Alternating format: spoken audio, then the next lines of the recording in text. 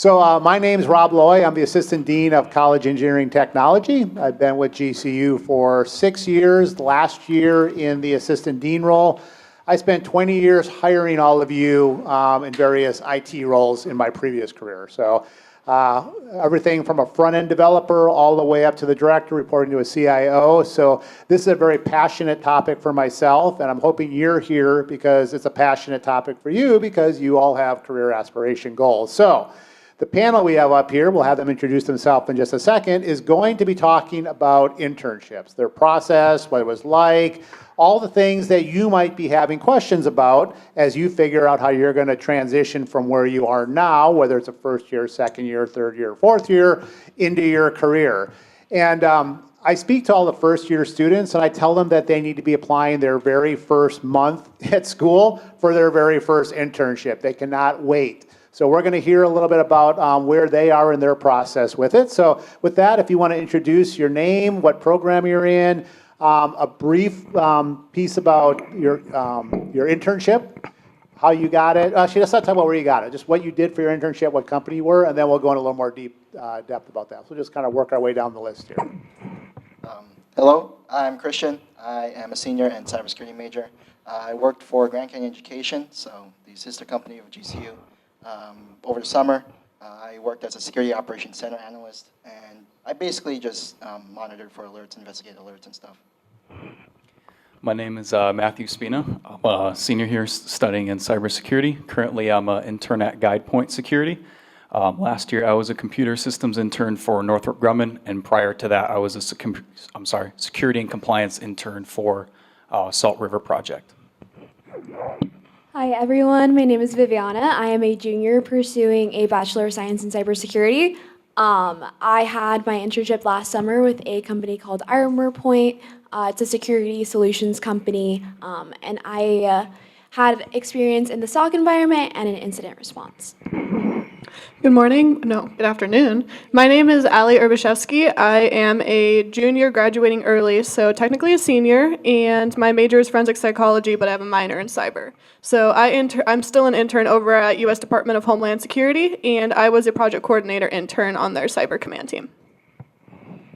Hi, my name is Colston Blackwood. I'm a cybersecurity major, and I interned at State Farm. I've been intern there for last 2.5 years, and I'm on the threat hunt team, and I do malware analysis as well. I also just got hired on by GCE to build out their bug bounty program, and that's about it. Okay, well, you can see we have a pretty IT cyber-centric panel up here. That was not on purpose. That's just the way it kind of played out. I will say for those that are software development, computer science, there are tons of internships also from that perspective. So let's talk about how you found about the internship. Did you apply to an online role? Did you hear about it? Was it a career fair? How did you find out about the internship you ended up getting, whether it's your first one, second one, or whatever? So initially, I actually found my first internship based off of another job I had worked previously. So when I was in high school, I decided to pick up some tech clubs, and I started to network within a lot of my surrounding community, which happens to be the headquarters of State Farm. And so I helped run an election, and the person whose election I was running for gave me the in to start applying out of my freshman year and got me the interview. And then essentially at that time when the market was great and companies love to hire freshmen to train them up into cyber. So that was how I got my initial one. And then I started to really get into malware analysis and bug bounty hunting. So I moved from just a general information security internship into a hyper-specified role at State Farm. Yeah, Homeland Security, I don't know if you know this, but Homeland Security is at events here on campus all the time. And for context, I also work in the CCE here. And I just kept introducing myself to the bosses there. They were at tons of events. I just kept telling them my name. I just kept telling them what I was interested in.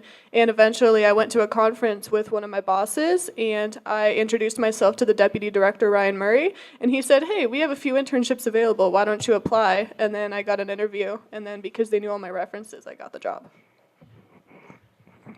So how I got mine was a clear example of it's not what you know, it's who you know. I actually found one by chance because I was at the gym one day and I worked there and I like talking to people and I happened to run into the HR recruiter for Armor Point. And she asked me what I was studying. I told her cybersecurity. And she's like, hey, like we're trying to develop a cyber intern program. Like, why don't you apply? And I didn't end up hearing from them for a few months. So I had her contact information and I asked her who her boss was. And I found her boss on LinkedIn. And I was like, hey, this is who I know. I would love to intern with y'all. And she gave me an interview from my LinkedIn message. So it worked. Yeah, same thing for where I'm currently at GuidePoint. It was actually a former GCU alumni that actually gave me a referral. I interviewed right away and got an offer not long later. For my previous 2 internships at Northrop Grumman and SRP, it was more of just going on the actual company site itself and setting job alerts for those internships that came out and just applying directly on the website itself. Applied, got an interview, went through the process, even went through multiple rounds for some, and thankfully got a great outcome from that. For me, same thing as these two. How many of you guys know David Richards on campus? I was a student, and he had a position open, and he told me to apply, so I applied, I got an interview, and then I did well in the interview, and I got the job, so. So we're going to have time for all of you to ask questions. So start in the back of your mind, figuring out what you would like to know to make your path as easy as possible. Kind of sticking with that train of thought, from the first time you knew you wanted to get an internship to when you got your actual formal, hey, you have an internship waiting for you, how long was that?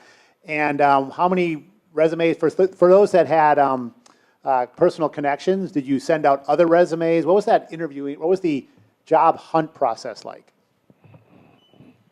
So the job hunt for me has been varied. I think after I got my initial internship, I really wanted to look around and make sure what I was doing was really where I wanted to be. So I've applied to over 700 internships. And wait, you said 700? 700, yeah. Has anybody got that beat? Oh, okay, I'll let them keep going then, okay. So, I mean, and you see the interview processes, the people you're talking to, the way you network, it really starts to grow. I mean, my first year I did it, I think I received, probably 200 rejections was my first year, and maybe like a halfway, like, maybe if like someone else drops out, you're like our last pick, but maybe. And then like as I started to grow skills, as I started to network, as I started to build stuff on my resume that they really cared about, and then learn how to interview, learn how to talk to people, it really grew. And by this last year when I was applying, it was so much easier, even in a terrible market, to really reach out and say, hey, I know this, I can do this, I've shown a track record of doing this, and that's why you should hire me. And so it continually gets easier as you build those skills and build those connections. Yeah, mine's actually a little different. This is the only internship I've ever applied to.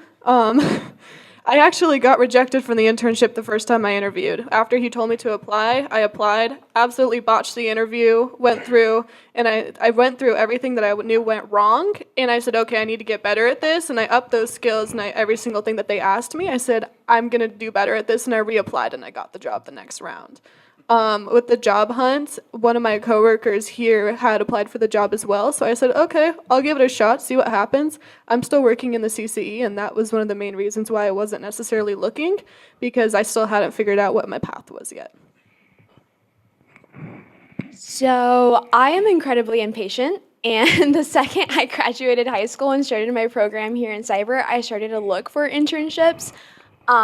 And everyone always told me, internships are reserved for juniors and seniors, like you need to build up a skill set first. And I was like, I bet you I can get one my freshman or sophomore year. And I took that on as a personal challenge, and I built up my skill set, built up my resume, and I ended up getting one my sophomore year after applying to hundreds, maybe not 700, but definitely hundreds, interviewing, getting rejected, and just learning from that and getting better, and just kind of like, just because the standard is, juniors and seniors, doesn't mean you can't get ahead and apply yourself. And yeah. Yeah, so for me, I started my internship hunt, I would say, in the height of probably when the market was the worst. I would say I've probably dished out maybe just about 700 applications, if not more. Plenty of rejections. I was getting interviews, definitely bombed a couple. It's kind of a process of refinement, right? Interviewing is definitely a skill. I definitely increased my resume, definitely changed it around, changed the format, and my exposure definitely exploded. And I'll kind of piggyback off what Colston said. I would definitely say it gets easier, right? It's like a snowball effect. The more experience you get, the more certifications you have, the more connections you make in your network, I would say the easier it gets for you down the road. So I started my internship hunt around sophomore year. I wasn't really that skilled, so I got a lot of rejections. Probably I sent in over 200 applications. Got a lot of rejections. So unfortunately, I had to wait until junior year. And junior year, I did the same thing again. Around 200 applications. Around 90% were rejected. I did get 10% interviews. I went through the process, but then the opportunity with one of my professors opened up, so I just took that job instead. So yeah, it's really, really tough when you do get a rejection, but just learn from the process. Look, some companies do have feedback for you, and take that feedback and take the feedback, fix it, fix your resume, fix your interviewing skills, and just move on. So. How many of you out here are overwhelmed by hearing the number of resumes or applications you might have to do? I mean, you can be honest, right? That's a lot. But it's funny because they always say the last one you do is the job you get, probably because you stop looking after you get that job. But it is going to be a game of numbers, and the earlier you start in the process, the higher the numbers are going to need to be. As you work your way through, as you all heard, as you get the skills and make the networks, it will become easier. But that does not mean you need to not try your first year in college. You need to start that process as early as possible. So you all mentioned, I think most of you mentioned a resume. Tell us about the process of creating that resume, the refinement of the resume. Did you build it? Did you find a template? What was that like? We'll start in the far end and work our way back this time. So me, first I searched online, so I found an article on Reddit basically, and it's just, for me, I'm a cybersecurity major, so it's an article called How to Write an InfoSec Resume. And even though it's geared for InfoSec resumes, 90% of it is what a good resume should look like. It's use a standard format, don't use tables, don't put a headshot, don't put a picture of yourself on the resume. So I just followed that. I just followed that article I found on Reddit, and also there are just general tips, general resume tips you can find online, like use correct headers and make sure you use standard font and stuff and other stuff like that. Yeah, Christian made great points. I would say my first resume was garbage. It was very visually appearing to the human eye, but ATS was not picking it up, not parsing it correctly, and it was essentially like a brick wall. You want to explain what an ATS is? Yeah, so I believe it stands for Applicant Tracking System. Applicant tracking system. Yeah, so it's an automated system that helps recruiters kind of automatically parse resumes and get the information they need right away from your resume. Recruiters may not have all the time in the world, to spend a couple minutes reading your resume, so many believe it's kind of a block of getting a job, which it may be, but if you optimize your resume, I did the same thing Christian went. I did some research. I found a bunch of ATS compliant formats and templates, and using that for my first resume, my engagement exploded. For me, my first resume was pretty trash as well. So what I did was I found a mentor. I found a mentor in the industry, and she really helped me. She told me I could either actively apply for internships and jobs, or I can do it passively. And passively just meant that, just a very boring resume with no keywords, nothing, and I can just mass send that to a bunch of companies. Or I could find the job description on a company that I really wanted, take those keywords and put them into my resume. So when AI looks at it, or not a human, it picks up on those keywords. And just tailoring it to every internship that I applied for, and she says that's actively applying. So just kind of it stands out a little bit. So during my application process, I would read the description, see what that job was looking for and what skill set, and find a way to incorporate that into my resume. Also just getting involved in more things to make it stand out. Yeah, I was lucky. One of the main things I did was I asked my parents for help. For a little bit of context, that's my dad over there. I asked him to help me make the resume, and then, like I said, I'm lucky. My mom works in HR, so she has all the tracking systems. She knows exactly what to look for. So I asked her, run it through all the systems, send me all of the reports. She sent me everything. I adjusted it based off what it wasn't catching and what was making it pass, and that actually helped me a little bit.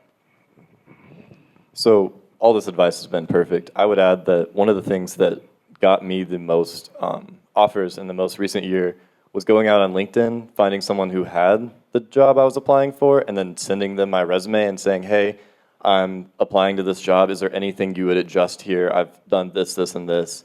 And also, if they really like the resume, it might also be a good networking opportunity for them to say, hey, some kid just sent me this. Maybe take a look at it. And then at the very least, you might get some stuff. Don't expect responses all the time. But when you get one, just make sure to be polite. Don't try to push for a job all the time. Just genuinely take the advice and try to use it. So I'm going to give you a little behind the scenes. So as a hiring manager, when you posted any type of job, whether it's an internship or entry-level job, it's common to get 4, 5, 6, 700 resumes that come in. No human's going to look at that.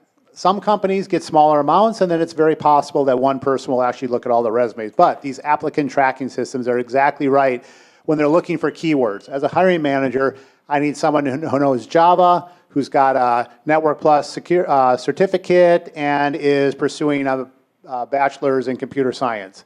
If you don't have those three, most likely you don't even make it to the point where a human's going to do it. So when you look for your internships, find something that has some relevancy to what you're trying to do.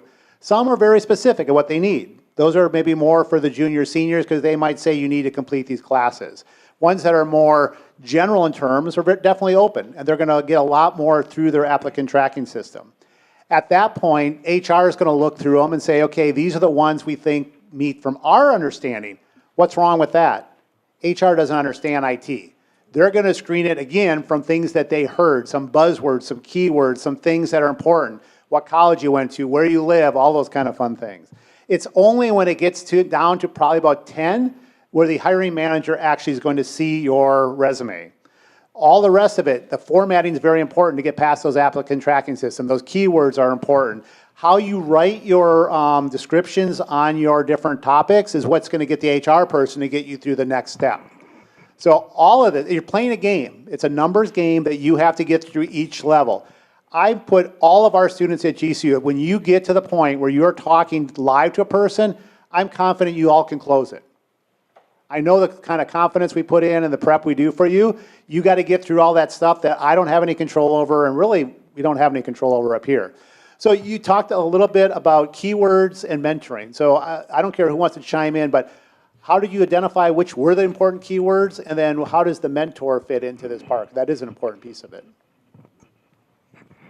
I guess that question's for me, huh? So finding a mentor in the industry, I feel like, is something that everyone should do to ask for advice and to give you insight into the industry. As far as keywords, how that worked is, as I mentioned, I just found the job description of something that I wanted to do, and I looked and I see, okay, I've done that before, I've done that, I can do this, I can possibly learn this one, and just find ways to inject it into my resume. And if it's something that I didn't have experience with yet, I would make it a point to get experience in that. Say they wanted someone who could do Python. Okay, I don't know Python yet, but I can find a resource that'll teach me how to do Python. And just, like I said, actively applying instead of just, sending my resume and hoping for the best, but, gaining those skills that they want, pretty much. I would add, once you step foot in that internship, mentors may often be assigned to you. If that's not the case, I would highly recommend you go out and find one. Do some research, look around your department, any departments that may be lateral to you. Identify someone who may have the job you want, or maybe even an intern who has the job they want. Ultimately, you're going to want to find someone who has your goals and the skills ultimately that you want to obtain. And there's really no better experience, I would say, than being on the job, shadowing a mentor, actually showing you how it works in the real world. Did any of you use the ACE centers to go work on your resume? No. No. I will say that our A Center does do a good job, whether you take advantage of it or not. Just because they didn't use it doesn't mean that you should not stop by the A Centers. How many of you had your faculty look over your resume or did any type of prep as part of this process? Any of you? I'm guessing that's not a no. Well, you had your dad here, so. I also had Stephen look at it since I mentioned I work here, so I asked both of them to look at it, and then I've talked to you, I've talked to Dr. Ferris over there, I've talked to a lot of people about internships in general. Maybe not so much faculty, but some of the people I've worked with, some of the professionals at my internship, I did hand them my resume and got some feedback from them. It's the same thing. I would highly recommend anywhere you go into, you look for more than a mentor, but kind of an advocate for you. Someone who's going to go above just telling you what to do, what tech things to learn, look at your resume, but someone who's actually going to go and, on your behalf, like sell you and be like, hey, I know this person, they're great, and I want them to move forward. So really, truly build like personal connections with people in the industry beyond just, oh, I'm going to do good work and turn this assignment well and try to build all these certifications. Like, no, truly just get to know people, and you will find people who will actually advocate for you and give you opportunities that you're not even looking for. I didn't have any faculty here. My first college was a community college, and so my mentor actually was one of my professors there. And I will just say, like, building a connection with faculty and, like, even your professors in the long run is so important and so helpful. She has written various reference letters for me and things like that. So building those connections, going to their office hours and just having a conversation, asking for industry advice, industry insights, like, your instructors and faculty will always be there for you for things that you need. Yeah, whether you realize it or not, most of the faculty on campus have come from industry. They have the connections. They know what it's like to go through the process. I would highly, highly encourage that you get to know all of your faculty, and during your office hours, go talk to them, bring your resume, talk about career advice, how they got to where they did, what they think's valuable. I think that's a missed opportunity if you're here. If you're just going to office hours and talking about class stuff, then you're not getting your full benefit out of those faculty. So we have a faculty member here. Would you agree with that? Yeah.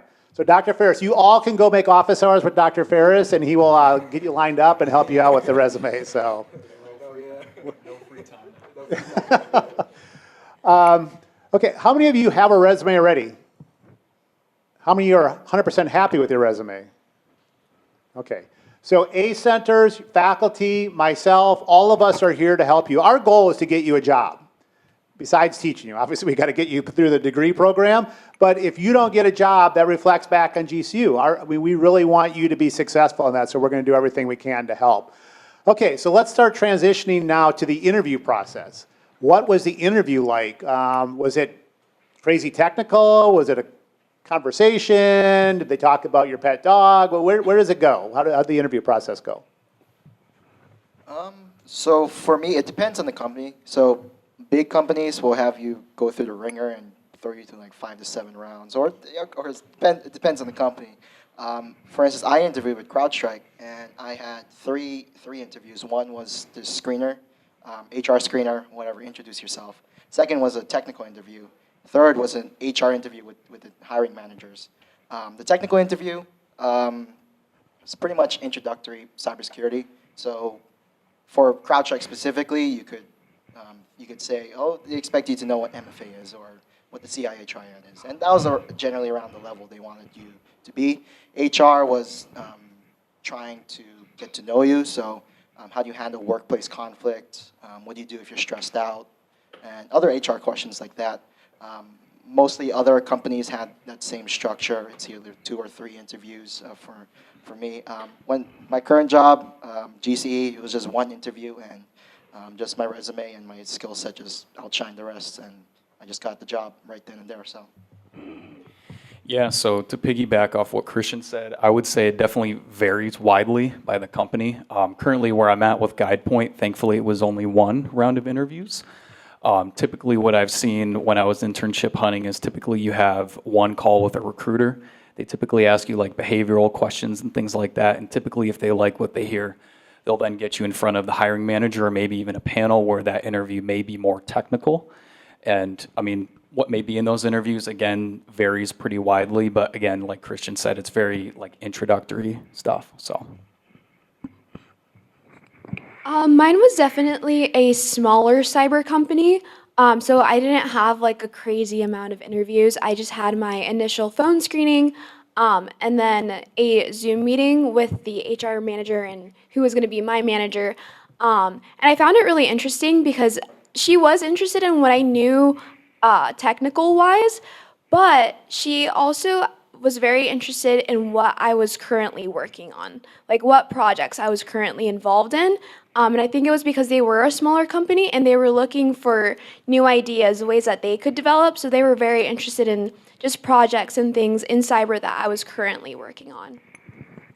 Yeah, mine was 2 interviews. It started off where I had a single phone interview with one of my current bosses, and that went well. It was a lot easier because, like I said, I got rejected the first time, so I already understood what the interview questions were going to be like. And it was more situational questions. It wasn't a lot of technical. I think they were focused more on my soft skills rather than the hard skills. Because a lot of internships, it's more soft skills because the whole point of an internship is so they can teach you. That's what it's for. You don't have to go into an internship expecting to know everything going right in. That defeats the purpose of what it's called. So I started out with an interview, and then it took about 2 to 3 weeks, and then I did a Zoom panel interview with 4 of them, all coming at me with just a ton of situational questions. And then the funnier part was I shared a name with one of my current bosses, so they were trying to make me feel better by coming up with a bunch of random nicknames for me. But it actually made it easier because it lets you see what the dynamic is with the team. And it ended up going really well. That's exactly about what I've experienced. I've had several on the more software dev side that did have the initial tech screeners, so you have to answer leak code type problems and those are terrible. I hate every single one of them. But they will get your foot in the door a lot of times if you're on that software dev side. Cyber, you don't see that as much. But you also get anything ranging. I mean, I've had people ask me what kind of tree I am. And in case you're wondering, I'm a willow. And I did not get that job. I guess they were looking for a spruce. But I've had jobs that I've talked about my favorite card games, and I've gotten offers. Like, it ranges from everything you'll want to see. But exactly like that, it is soft skills will put you ahead. Being able to share something with the interviewer is going to go further than whether you answered the correct security term, because nobody... well, maybe someone here knows every single port and every single allocation and every single IP range and whatever else they need to know. But realistically, they don't want to work with someone who's going to know everything. They want to work with someone who can get stuff done and they can actually work in a team with. Yeah, if I can bounce off of that a little bit, one of the main systems that they use I had never heard of in my life. And I had explained going, I've used these systems before, and because I've used these systems before, it'll help me learn how to use this one. And I told her that I would do some research on it, I would understand the basics of it going into the internship, and that actually helped me in the long run. Because of that research, it helped me because they literally threw me off the deep end when I started. So do your research as well, especially if they show it in the application when you're going to apply, if there's specific skill sets. Just do some research on it before the actual interview. So if they ask you about it, you can say, I haven't heard of it, but I've looked into it, and I think this is something I can learn over time. Piggybacking off of soft skills, a lot of times interviewers will ask you if you have questions for them, and it's very easy to just want the interview to be over and be like no further questions, but people love to talk about themselves and what they do. So if you go in and you ask them a question like, hey, what's the work culture here like? Or what's your favorite part about the job? Not only do you learn more about company culture and just what the environment's like, but you also get them talking about themselves, and they're like, oh, I like that person. They asked me about me.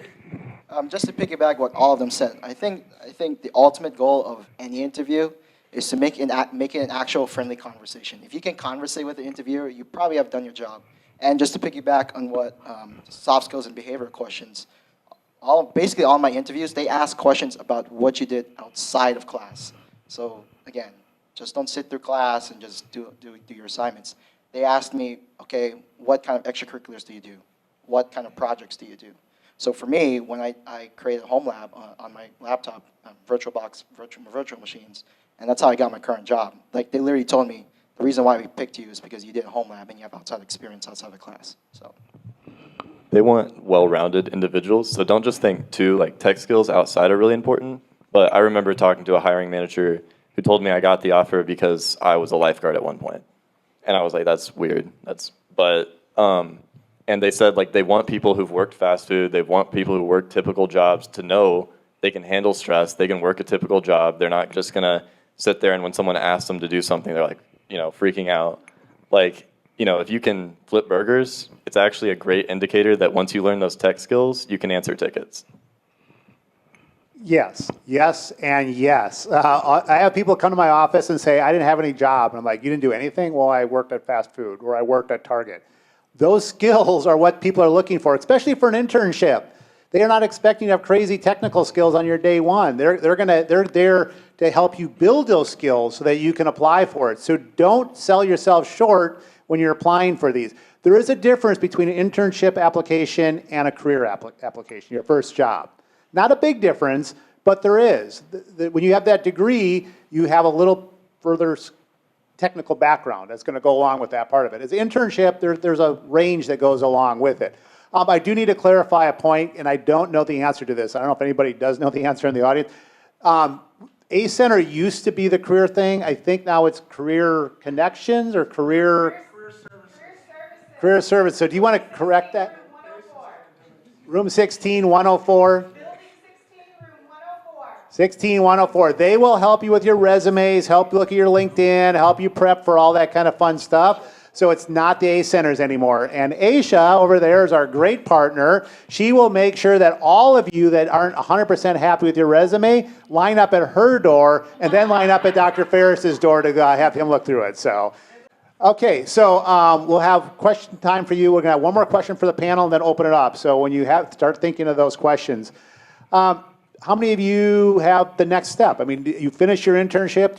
Have they said, we want you to come back? Are they saying they want you to work part-time? Have they said, hey, it's been fun, go find your next one? Where does this set you up for next year, the following year, and graduation? Well, unfortunately, all the full-time positions are filled, and I don't think any of the full-timers would just quit their job randomly for me. So, I'm going to have to find somewhere else, but I'm pretty confident I can find something after, especially with my resume and my current skill set. So. Yeah, so that remains to be seen as of now. Typically that happens towards the end of the internship where they typically extend the internship or give you a full-time offer.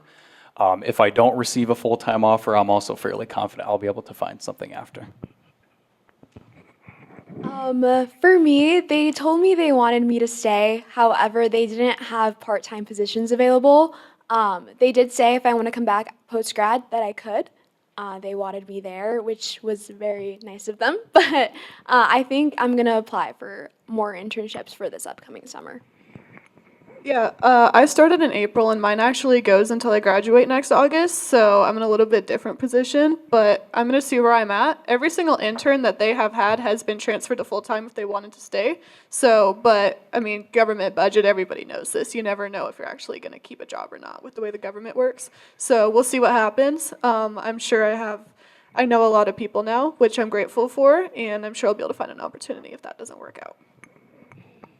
I actually got a full-time offer on the team that I'm working on, and now I'm just getting to decide what team I go on and everything. And there's a lot of companies, I think it depends on like company culture, headcount, economy, like everything, and some companies will kind of like wait till last second to surprise you. So there's a lot of jobs that are there, and there's a lot of stuff that once you start to get those internships, it's snowball stuff. But yeah, full-time offer. Wow. Okay, so it sounds like we got some positive things going on. If not, you're confident that it'll work out for the best of you, so that's good. Stay tuned. Stay tuned. I think that's pretty common for most of you. Okay, so we've been talking for, about a half hour now. I'm sure there's some questions bubbling around out there. What kind of questions do you have? You guys talked about soft skill sets when you started with the interview and changing, like, based on the interview. What soft skill sets were talked about in the interview that helped you get that job in the future? You said you got one on the second round, right? So the question is, what soft skills are really... What skills do you need to learn to get that interview? I would say just being able to connect with people. I don't know. I'm always very shy. I'm a very shy person. So being able to like make eye contact, like have a long conversation and just connect on that level with people was very difficult for me. I used to be very short and very brash with my responses when it came to the interview process, and it looked like I wanted it to be over. Versus like I had to learn to slow down, calm down, really think about what they're asking me, and just be able to connect with them, ask them questions, and just be able to hold a conversation, because that's really important. So conversation is probably like the number one thing. You want it to feel like a conversation. You can also talk way too long in your interview for your answers. Don't do that. Don't make that mistake either.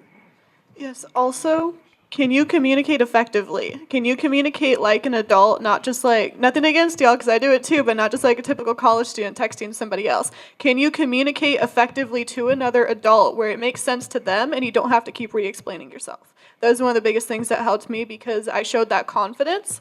I showed that effectiveness where I can hold a conversation with you. I know the technical terms and I know the professional terms. And that's ultimately what helped me a lot. Yeah, I would say effective communication and be a team player, right? Often in these internships, you're going to be working with other interns. So you need to be able to convey to them that you can work with these other interns and achieve, a specific goal. I would say once you're in the actual internship, some feedback I've received personally is be coachable and be adaptive, right? You may know how to build a server, you may know how to configure a switch, right? But do you know how to do it in their environment and make it compatible with their environment? I think those are the three most important skills: teamwork, communication, and being adaptable, because you are going to be working with other people, and it's good, and it's important to know how to speak with others, especially with knowing how to write a good communication, because you could be using Teams or Slack, or you could be writing an email.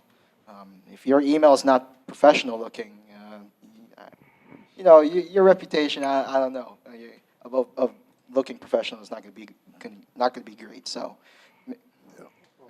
I just want to say, so email, if you have like coolkidtoys.com as your email address, get a professional email. That's the number one thing I flagged people for when they were interviewing for me. yeah, and with emails, like, again, don't type like a college student. Don't spam emojis and stuff. I mean, I've seen it. I've seen it at my workplace too. So. How many of you have an email signature? You should make one if you don't have one already. It makes a huge difference. Also, what they were saying reminded me, also be able to take constructive criticism. When you're interviewing and you're going in for an internship and you're new and everything, they're gonna have feedback for you. And how you respond to that, if you have an attitude of, I know what I'm doing, they're not gonna like you very much. So just being able to take constructive criticism, like, okay, like I understand, I will be better next time. And just being able to take that in and apply what they say. That's right on. Egos are rampant in tech. I mean, there are so many people who just think they're the best person ever, and they're terrible to work with. Just learn to truly take what others say and like apply it. Like truly, like humility. It's gonna go so far in an interview. Knowing what you know, being confident in who you are and who you're gonna present yourself to be, and that you can do the job. But also, when someone says otherwise, you're able to take that advice and don't try to be like, oh, I'm too good for this, role. I'm too good for this. Take what you can and really run with it and make the best out of it. Don't let your ego get to you. And you wonder why we have CLC projects in your homework, in your classes, right? That's teamwork, that's collaboration. And when someone asks you, how do you deal with conflict, if you haven't worked anywhere, what's your answer? On a CLC project, somebody wasn't pulling their weight and we had to figure it out. That's a good answer. That suffices for some of those soft questions. Great. What other questions do we have out there? Yes. What are some projects you did outside of class that really helped you stand out, or something that your employers mentioned that really made you stand out as a candidate? So the question is, what can you do outside the classroom that really stands out on that? And that to me, if anybody's heard me talk in a class, the number one thing I say, especially when you're looking for that job from a career perspective, everyone who I see has a 4-year degree. It's the things you do outside the classroom that makes a difference. So what are you doing outside the classroom that maybe triggered somebody off a resume or felt that really made a big difference? I would say certifications. Ask this guy right here. Certifications and projects, right? Like we've done RDPs together. I've done CTF events, things like Mr. Loy said that you can do that kind of shown you didn't just show up for 4 years and had enough money to get a degree, right? You did things outside of that classroom to learn more and actually prove that you're willing to put the work in. Yeah, I mean, it's basically find something that will make you stand out. So what major are you? Computer science. Computer science. So I'm a cybersecurity major. I could just say coding projects, but then it has to be good coding projects. So I'm just gonna refer to someone else on that. But what I did is I'm the cyber committee director, so that's an extracurricular. I did a VM home lab, so I have my own home lab. I set up servers and stuff. So that's a project. And as this guy said, I have a bunch of certifications, and that made me stand out. So just finding stuff that is different than, oh, I have a 4-year degree and I just sat through class, and stuff like that. You just have to find something that differentiates you from the other college students. I personally don't actually have any outside work or anything that I could say. Like I did try Hack Me and stuff like that, but I didn't have any like RDPs or anything. But one thing I did have was I was a student athlete for 15 years and still am. So if you were a student athlete for your entire time in high school, or even still are now doing club sports or anything out here, you can actually use that to your advantage. Because you worked as a team player, you collaborated with others, you worked through conflict, you have a quick mental mindset. Things like that, you can actually use that to your advantage and be like, hey, I might not have had a lot of technical work, but this actually helps towards my soft skills as well. So wait a minute, Al, you can't sell yourself short. Where were you Saturday? You were here helping out? So you do a lot of things outside. Yeah, but that's also my other job as well. But, okay, I mean, you're doing a lot of things, not because, anyway, we're on the same.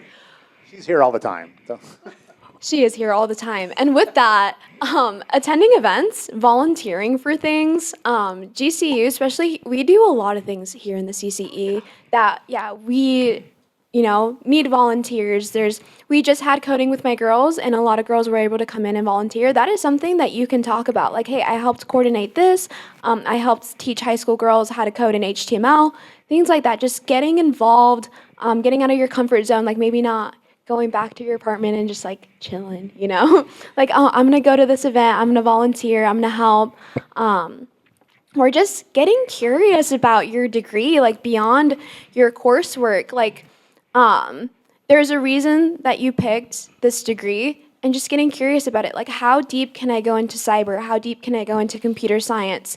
What will my brain and skill set and my curiosity and my passion for this degree allow me to do? Yeah, definitely. Some of those events, like Coding with My Girls, you can get CCSC hours for that as well, but you can also put that as on your resume for technical events. Yeah, the funny part is, last semester's Coding with My Girls is where I found out I got my internship. My bosses were on the panel for the event and literally walked up to me and said, hey, we're hiring you. Good job.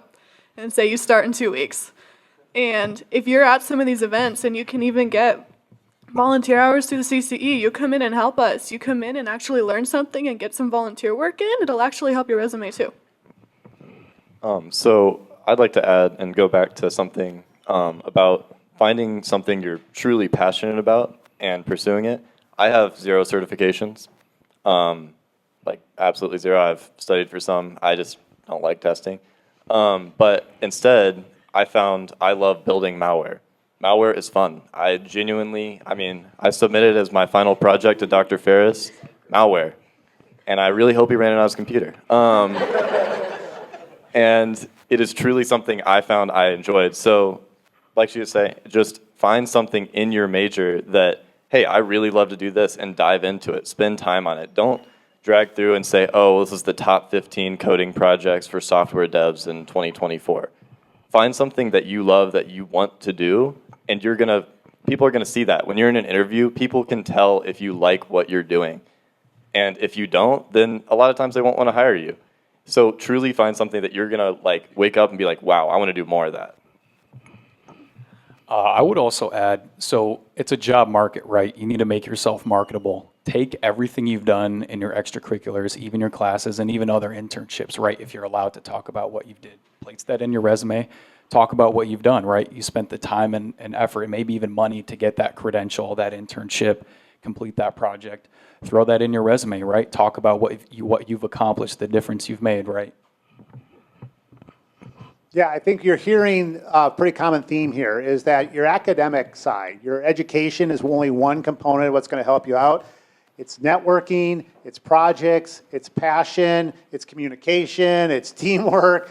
Very rarely, I don't think I heard more than one or two technical tools or platforms that you use as part of this whole process. They're shaking their head, no. But you did learn this on the job. You learned some of those, right? So explain what you learned on the job from a technical perspective. What did they teach you beyond what you brought in? Splunk. Because we use Splunk Enterprise Security as our SIM, basically, our Security Information Event Management. Basically takes all the alerts and we investigate from there. So we have Splunk Enterprise Security, and all the alerts from our security tools goes into Splunk Cloud. So when we have a bunch of indexes, so we basically use Splunk. But it's also we have different platforms like CrowdStrike, Falcon. That's what we put on our endpoint devices. If you have a different EDR, then you can probably use SentinelOne. Let's see, probably Microsoft Defender. Just basically different security tools on each of the network stack, and then putting all that to Splunk. But for me, as a security operations center analyst, it's learning the SIM and learning Splunk. It's pretty important. Some technical tools I've been taught, especially recently, is Burp Suite. So I spent a lot of my time in defensive cybersecurity. I kind of shied away from red teaming a lot. I currently work in application security, which is right adjacent to where Mr. Voigt works over there at Taz over at GuidePoint, kind of learning how to better secure applications and how I can help streamline that team's processes, making it more efficient and automatic. Oh gosh, where do I even start? I was able to learn so much. My internship was actually divided into 3 different sections. I started off in service delivery, more on the client-facing side, technical support. Then I went into the SOC, and then I went into incident response. I had to learn how to deploy. We had a proprietary EDR service, how to deploy that onto workstations, how to troubleshoot, getting on troubleshooting calls, random times of the day. And just getting our EDR service to work, get it back up and running. When I was in the SOC, I learned a lot of different alerts, and a lot of different codes. I had to somewhat know my ports, which I didn't have them as well ingrained in my brain like I do now.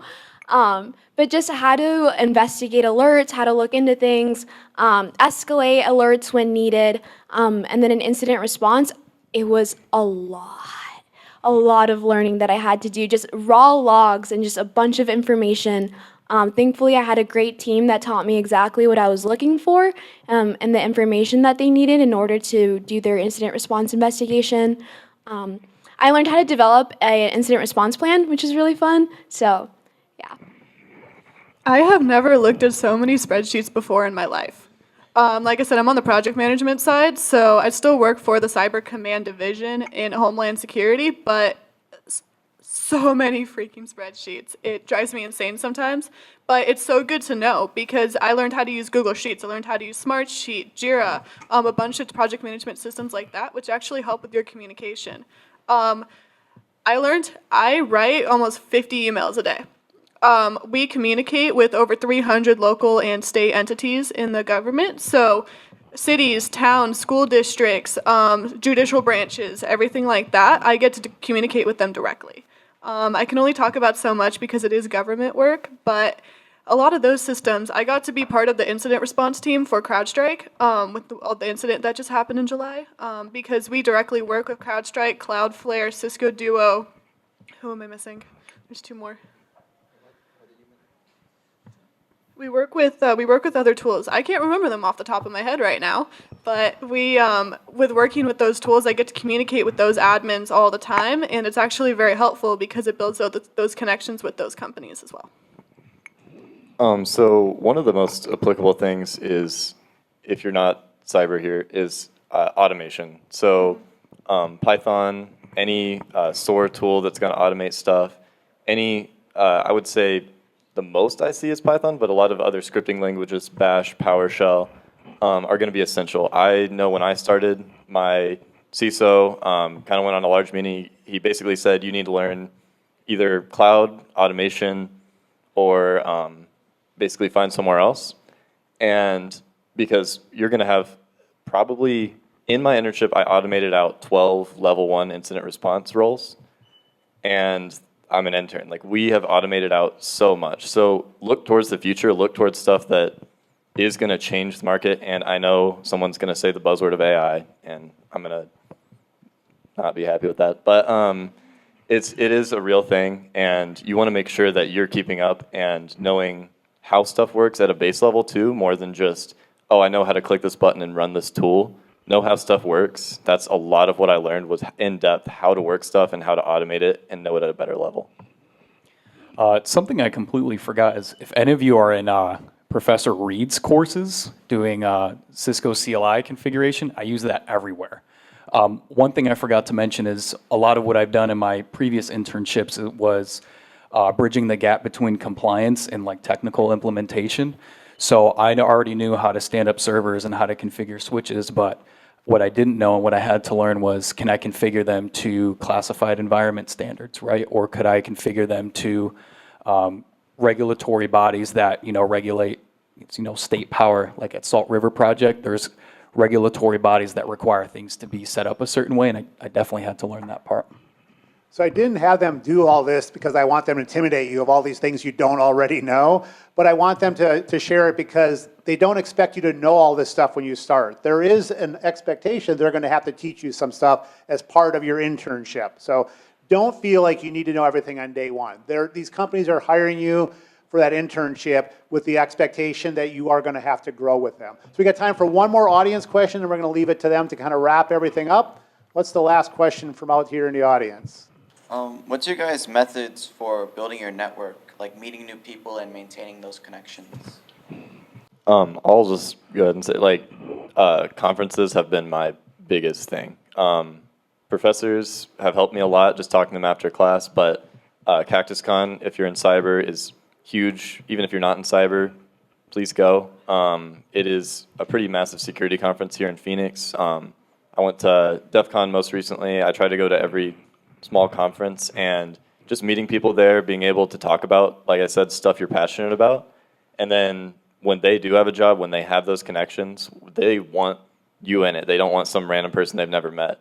So try to go to those conferences and make an effort to not just network for your personal gain, but just to make connections and people you actually enjoy talking to. Yeah, same. Conferences and events. How many of you would say you would be nervous to just walk up to somebody you don't know and introduce yourself? You gotta get over it. You just have to literally walk up to them, say, hey, I'm this person with this specific school. I'm going into my junior, senior year, whatever year you're going into. I'm really interested in your company. What can I do to be able to get those opportunities from you, and how can I better my skills from what I have already? You have to literally jump out of your comfort zone and just walk up to people and ask them questions. Make sure that they know you. That's what I did. I walked up to the CISO of Homeland Security, and I was just like, hey, I don't know if you remember me or not from all these events, but this is who I am, and I would love to be able to work for you eventually. And it got me to where I am now. Not only just like events and conferences, I think those are really great, but just having conversations with random people that you meet, and like Ali said, like stepping out of your comfort zone. Like I met the girl that got me connected. I met her at the gym by just having a conversation with people. And I think that, with technology, it's just like, oh, I'll connect with them. I'll connect with people online, but like also your in-person interactions, like asking people about themselves, like, hey, like, what do you do? And maybe not with the intention of, oh, they might be able to get me a job, but just genuinely connecting with somebody, and like, you never know what could happen. So. When it comes to building your network, I would definitely emphasize quality over quantity, right? Especially if you use LinkedIn, I wouldn't recommend going on there and just spamming invitations out. I would start with your classmates, right? Classmates can be one of your biggest networks first thing out of school. To hop on what Colston was saying, conferences, CTFs, and things like that have been great for building my network. And once you finally get that internship, the other interns there, your leadership, once you actually get your foot in that door, network with everyone there, and those have been my best leads. Yeah, just what he said. Just start off with who you know. So start off with your classmates, start off with your faculty, and then you're going to have to branch out. I'm naturally introverted. I'm shy. I don't like walking up to people and introducing myself. I get nervous doing that. But you're going to have to do it, and that's something you're going to have to force yourself to learn. So going to conferences, going to events, and just introducing yourself and making that personal connection first, because you don't want to, as Matthew said, you don't want to spam connections on LinkedIn and then say, hey, I want a referral. It's not going to work that way. So just make sure that they know you first, and then you can start making that connection. There's events in the CCE all the time. Industry is here literally all the time. You can think of an event and there's going to be an industry leader here. If you just come to events here on campus, you might find somebody to have a conversation with and introduce yourself to. Yeah, and the CC is not just cyber. All of your degree programs are welcome here. There's the tech club will meet here. They have breakouts for everything. How many went to the career fair last week? How many think they have a lead on an internship based on it? Anybody? No? Okay, we got to fix that. We got to figure out what's going on with that. Okay, I know we started a few minutes late, so this is our last run through. So your 30-second nugget of wisdom that all of these people need to know before they leave here today. It's essential. I don't know how else to put this nicely, but get over your own fears. If you are afraid to go up and talk to somebody, or you are afraid going, oh, I'm not good enough, I don't think I have all these skills. I knew almost literally nothing when I applied for this job, and I found out it's a bunch of extra skills that they didn't put in the application. And I just had to get over it and be like, I'm going to learn these. I'm just going to have to put the effort in and just talk to people. And if you feel like you can't do that, teach yourself to have that fake it till you make it confidence, because you do have it. Even if you don't feel like you do, trust me, you do, okay? Going off of what Ali said, sometimes you gotta make impulsive 1-second decisions. Like there's a really important person over there that I really want to talk to and really want to connect with, but I'm really scared. Don't let fear be the one thing to hold you back. If you gotta do it scared, then do it scared, but get it done anyway. And just make that 1 second, like, I'm just gonna go talk to them. Like, don't marinate in your fear. Do it scared. Great points. Yeah, I would say just get out there and do it right. Personally speaking, when I first started internship hunting, comparison may be one of the biggest killers of joy. I kind of saw what others were doing, and the internship hunting process was very demoralizing. You may not be able to control the job market, but what you can control is your own marketability, right? Make more applications, improve your resume, go for a few certifications. You have all you can to do in your power to help make yourself more marketable, gain those internships, and I can promise you it only gets easier. Just to piggyback what these guys said, for those of you who know Wayne Gretzky, it's a famous quote: "You miss 100% of the shots you don't take." So when you see that job posting, and you say, "Well, I'm not good enough," just apply, because let the company reject you first instead of rejecting yourself.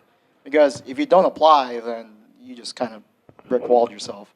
But if you do apply, there might be a chance. So again, you miss 100% of the shots you don't take. And that goes with job applications, that goes with resumes, interviews, and basically also connections. So make sure you make those connections. I'll end on a little bit of a different note, and I touched on it earlier, but truly look into your major and find something you truly love doing within it.